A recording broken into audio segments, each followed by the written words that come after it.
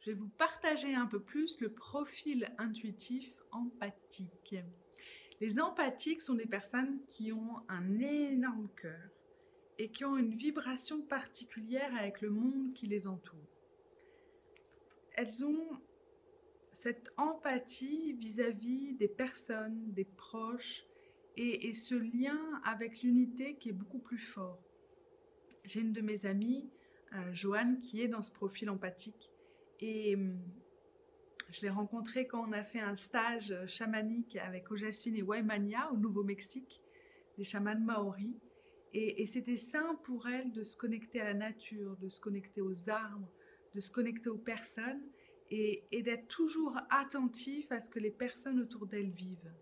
Et donc c'est comme si elle avait un regard extérieur, sur le monde extérieur, connecté à son cœur. Et dans la vie actuelle, des fois c'est pas forcément évident parce qu'on demande d'être plus intellectuel, de comprendre les grands principes de la vie, d'être dans la réflexion, de partager avec autrui, pas forcément ce qui se passe à l'intérieur, dans les sensations, les sentiments, mais plus intellectuel. Et donc là, souvent, il y a un décalage, parce que les personnes empathiques, elles ouvrent leur cœur, mais comme c'est pas forcément évident dans le monde actuel, il y a des moments, elles vont passer en tête et essayer de partager des choses, et donc se déconnecter aussi d'elles-mêmes. Leur challenge pour les personnes empathiques, c'est vraiment de prendre soin d'elles. Donc si j'avais 3 clés à vous partager, la première, si vous reconnaissez dans cette connexion à votre cœur, cette ouverture vers le monde, cette connexion divine au fait qu'on est tous connectés ensemble, mais naturellement, pas intellectuellement, mais vraiment dans les cellules. Les 3 clés, la première, c'est vraiment de vous autoriser à prendre soin de vous. De vous autoriser à planifier votre semaine et à vous dire, tiens, qu'est-ce que je peux faire pour prendre soin de moi cette semaine? Est-ce que je me fais un petit rituel le matin de 5-10 minutes où je vais mettre en mouvement mon corps, où je vais méditer, où je vais écrire, où je vais simplement faire une visualisation, où j'imagine une bulle d'amour grandir et m'entourer. Donc c'est vraiment vous autoriser à prendre soin de vous et à planifier dans la semaine ce que vous pouvez faire pour vous uniquement. Le deuxième clé pour les personnes empathiques, c'est de rester en lien avec la nature. Vous avez une magnifique connexion avec la nature et quand vous sentez que vous stressez, que vous êtes fatigué, allez marcher dans la nature, allez vous connecter à un arbre, regardez le ciel, les étoiles. Soyez dans cet émerveillement et cette magnifique connexion que vous avez avec la nature. Même si vous êtes en ville, moi j'habitais à Paris, en ce moment je suis à Lyon, il y a vraiment... Voilà, le fait qu'il y ait des arbres, les arbres communiquent tous entre eux, donc vous pouvez simplement vous connecter à un arbre, poser votre main sur un tronc ou juste, voilà, imaginer un lien entre vous et l'arbre et sentir que ce lien-là, il vous connecte à plus grand que vous.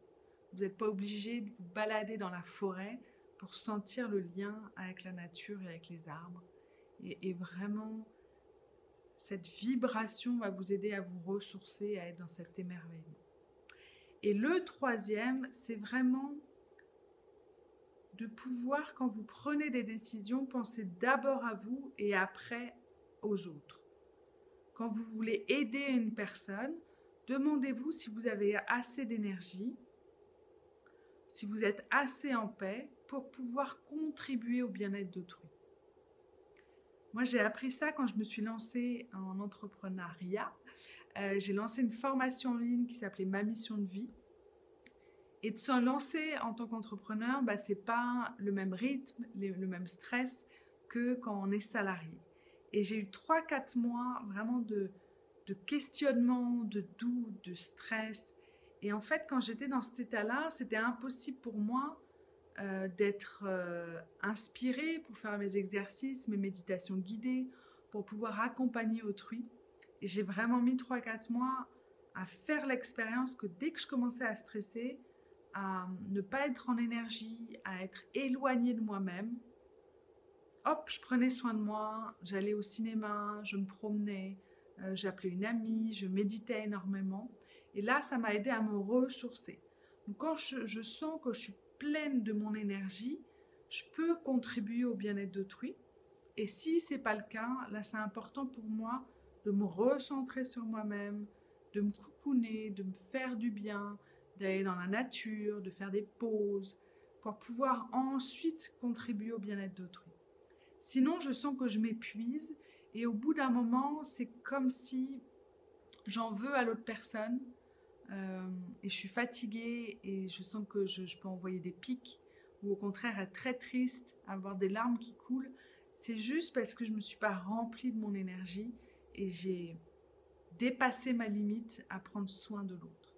Et donc là, si vous avez des enfants, si vous avez un travail, osez prendre des mini-temps même pour vous, même si ça dure 2 minutes, avant de passer à une action pour autrui, pour vous ressourcer d'énergie et recharger les batteries. Voici mes 3 clés pour le profil empathique. Si vous sentez que ça résonne, ajoutez un petit commentaire pour me dire en quoi ça résonne. Je vous remercie, j'adore partager avec vous comment vous pouvez développer encore plus votre intuition, écouter ce qui vibre à l'intérieur de vous. Vous allez voir qu'en suivant ces sensations, ces perceptions, en prenant soin de vous, votre vie va être beaucoup plus légère, beaucoup plus belle et vous allez voir que vous pouvez contribuer plus parce que vous prenez d'abord soin de vous. Merci, à très vite. Bye bye.